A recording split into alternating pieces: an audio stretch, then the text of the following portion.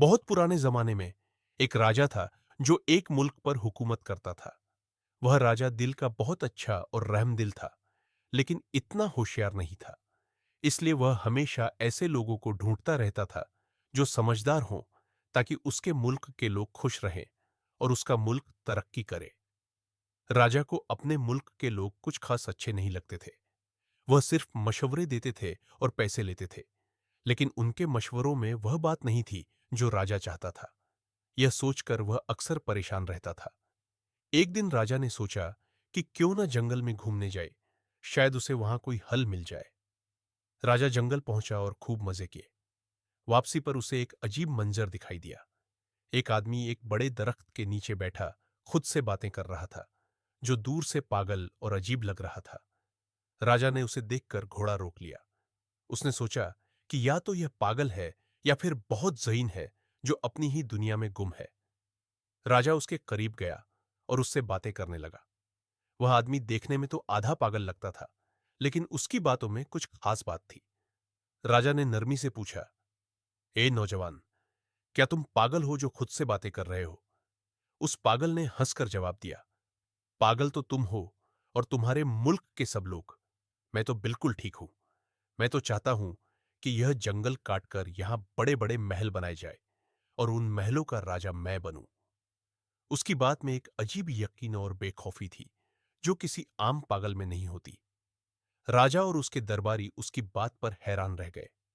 राजा ने कुछ देर खामोशी से उसे देखा, फिर अपने दरबारियों से उसके बारे में मशवरा किया। दरबारियों के दिल में लालच था। वह डर गए कि अगर यह राजा का खास मुशीर बन गया तो उनकी अहमियत कम हो जाएगी। एक दरबारी ने कहा, यह खतरनाक है, कहीं यह हम सब पर हुकूमत न करने लगे। दूसरे ने जल्दी से कहा, नहीं, यह तो आधा पागल है, इससे होशियारी की उम्मीद न रखें। दरबारियों ने राजा को मशवरा दिया कि उसे महल ले जाए। अगर यह बहादुर निकला तो काम आएगा, और अगर पागल हुआ तो उसे बाद में छोड़ देंगे।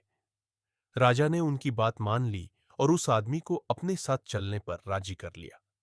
लेकिन रास्ते में उस आदमी ने घोड़े को दूसरी तरफ मोड़ दिया और भागने की कोशिश की। राजा और उसके दरबारियों ने उसे पकड़ लिया और वापस महल ले गए। जब वह महल पहुंचे तो वहां लोगों की भीड़ जमा थी। सब खुशी से नारे लगा रहे थे और राजा को मुबारकबाद दे रहे थे। राजा और उसके दरबारी हैरान रह गए। उन्होंने पूछा, यह किस बात की मुबारकबाद है? लोगों ने बताया, महाराज, जिस रास्ते से आप जंगल गए थे वहां दुश्मनों की फौज छिपी हुई थी। आपने रास्ता बदलकर बहुत अच्छा किया। राजा ने उस पागल की तरफ देखा और सोचा कि यह वाकई खास आदमी है। फिर उसने दरबारियों से कहा, इसके लिए एक अच्छी कुर्सी तैयार करो, आज से यह मेरे साथ बैठेगा। दरबारी डरे हुए थे। उन्होंने कहा, महाराज, यह तो पागल है, कहीं आपको नुकसान न पहुंचा दे। आपके साथ तो हम जैसे समझदार लोग होने चाहिए। लेकिन राजा ने उनकी बात नहीं मानी और कहा, नहीं, यह तुम सबसे ज्यादा अक्लमंद है। इसने खामोशी से हमारी जान बचाई। अगर यह ना होता तो हमें पता भी न चलता। यह सुनकर पागल मुस्कुराया और राजा के पास रखी कुर्सी पर बैठ गया। लेकिन इस लम्हे से महल में एक नया झगड़ा शुरू हो गया। दरबारी जो सदियों से उन कुर्सियों पर बैठते आए थे, वह नहीं चाहते थे कि कोई पागल उनके बराबर बैठे। वह उससे हसद करने लगे और उसके खिलाफ साजिशें करने लगे। लेकिन जिसे अल्लाह इज्जत दे, उसे कोई गिरा नहीं सकता। एक दिन महल में दरबार लगा हुआ था। कुछ लोग उस पागल के पास गए और अदब से कहा, जनाब, हम आपसे कुछ जरूरी बात करना चाहते हैं। आपको हमारे राजा के उसूलों का पता नहीं है। हम चाहते हैं कि आप कोई ऐसा काम न करें जिससे आपको सजा मिले। पागल ने हैरत से पूछा, सजा? मुझे सजा क्यों मिलेगी? मुझे वापस ले चलो। यह सुनकर दरबारी खुश हो गए। उन्होंने सोचा कि उनकी चाल कामयाब हो रही है। उन्होंने नरमी से कहा, अगर आप हमारी बात मानेंगे तो आपको बहुत कुछ मिल सकता है। पागल डर गया और पूछा, ठीक है, बताओ क्या करना है। एक लालची मुशीर ने कहा, हमारे दरबार का उसूल है कि जब कोई राजा को थप्पड़ मारता है तभी दरबार शुरू होता है। पागल ने कहा, यह तो कोई बड़ी बात नहीं, मैं तो राजा को लात भी मार सकता हूं।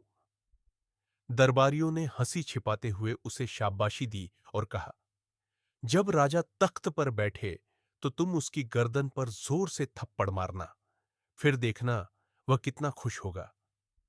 पागल ने उनकी बात मान ली। अगले दिन जब राजा तख्त पर बैठा तो पागल ने आगे बढ़कर उसकी गर्दन पर जोर से थप्पड़ मारा। राजा का ताज गिर गया। ताज के नीचे से एक बिच्छू निकला। राजा समझ गया कि अगर वह ताज पहनता तो बिच्छू उसे काट लेता। उसने पागल को गले लगाया और कहा, यह वाहिद शख्स है जो मुझसे सच्ची मोहब्बत करता है। अगर यह मुझे थप्पड़ न मारता तो आज मैं मर जाता। राजा ने पागल के लिए एक शानदार दावत का इंतजाम किया और उसे एक खूबसूरत महल भी दिया। दरबारी और हसद करने लगे। उन्हें डर था कि यह पागल उनकी कुर्सियों पर कब्जा कर लेगा। वो आपस में बातें करने लगे।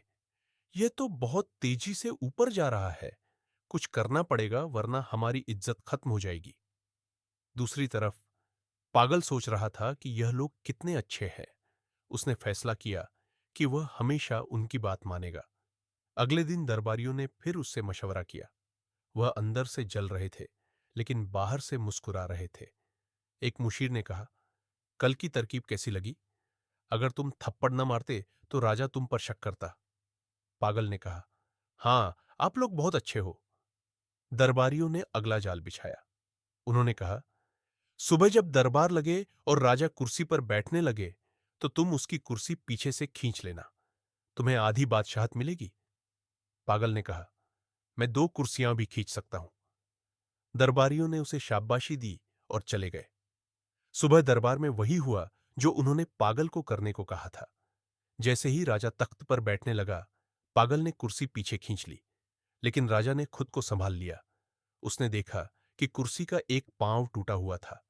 राजा ने पागल को गले लगाया और कहा, यह कितना होशियार और वफादार है। अगर यह न होता तो मैं गिर कर जख्मी हो जाता। फिर उसने उसे फौज का जनरल बना दिया। यह देखकर दरबारी परेशान हो गए। वह हर बार उसे गिराने आते थे, लेकिन उसकी इज्जत बढ़ती रही। अब वह तंग आकर कहने लगे, हम तो चाहते हैं कि उसे सजा मिले, लेकिन यह हर बार जीत जाता है। मुशीरों ने एक गहरी साजिश रची। उन्होंने पड़ोसी राजा से खुफिया राब्ता किया और उसे जंग के लिए उकसाया। उन्होंने वादा किया कि वह हमला करेंगे, लेकिन राजा को बताया कि सब उनके साथ है। उन्होंने कहा कि वह सिर्फ जनरल को मारेंगे। पड़ोसी राजा मान गया। अब मसला यह था कि अपने राजा को जंग के लिए कैसे राज्य करे। उन्होंने अपने कुछ आदमियों को जख्मी कर लिया और राजा के सामने जाकर कहा, महाराज, हम कब तक सब्र करें? दुश्मन हमला कर रहा है। हमें अभी फैसला करना होगा। राजा ने जंग का ऐलान कर दिया और अपनी फौज को जंग के लिए रवाना कर दिया। फौज का सिपहसालार पागल था, लेकिन दरबारी उसका कुछ नहीं कर सकते थे। वह सिर्फ उस पर हंस रहे थे। जब वह दुश्मन मुल्क की सरहद पर पहुंचे तो वहां की फौज तैयार थी। पागल ने हुक्म दिया कि सब रुक जाए। उसने कहा कि वह पहले दुश्मन के राजा से लड़ेगा। पूरी फौज रुक गई। पागल ने दुश्मन के राजा को ललकारा। दुश्मन का राजा आया और दोनों जंगल के बीच में आमने सामने खड़े हो गए। अचानक एक खूनख्वार शेर झाड़ियों से निकला और दुश्मन के राजा पर हमला कर दिया। पागल ने शेर से लड़कर उसे मार डाला और राजा को बचा लिया। दुश्मन का राजा जख्मी था, लेकिन जिंदा बच गया। उसने अपनी फौज से कहा कि वह लड़ाई नहीं चाहता। उसने कहा कि इस कमांडर ने उसकी जान बचाई है। वह बहादुर और होशियार है। उसने अपने उन दरबारियों को गिरफ्तार करने का हुक्म दिया जो पागल के साथ आए थे। यह सुनकर पागल ने तलवार निकाली और कहा कि अगर किसी मुशीर को हाथ लगाया तो वह अच्छा नहीं करेगा। राजा ने उसकी वफादारी देखकर सोचा कि यह कितना वफादार है। अब पागल की बहादुरी की बातें हर जगह होने लगी। राजा ने अपनी बेटी की शादी उससे कर दी। दरबारी और जल गए, लेकिन वह कुछ नहीं कर सकते थे। अब दोनों मुल्कों में दोस्ती हो गई। लेकिन दरबारियों ने एक और साजिश रची। उन्होंने कहा कि अगर उन्होंने पागल को न रोका तो वह सबके गुलाम बन जाएंगे। उन्होंने उसे मारने का फैसला किया।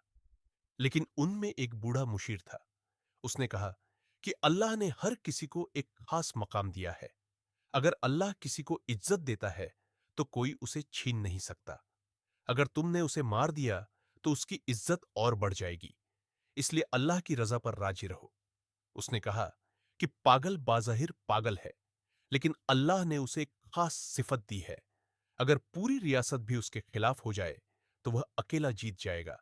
इसलिए उससे लड़ने के बजाय सच्चाई इख्तियार करो। सब दरबारियों ने अपने हसद पर तौबा की। कुछ वक़्त बाद पागल की वफ़ात हो गई और दरबारी फिर से अपने ओहदों पर फ़ाइज़ हो गए। तो दोस्तों, यह कहानी एक मज़ाहिया कहानी लगती है, लेकिन इसमें एक सच्चाई छिपी है कि हमें हसद नहीं करना चाहिए।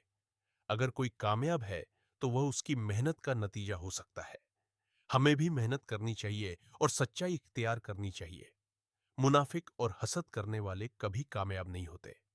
हमेशा सच्चे लोगों की जीत होती है।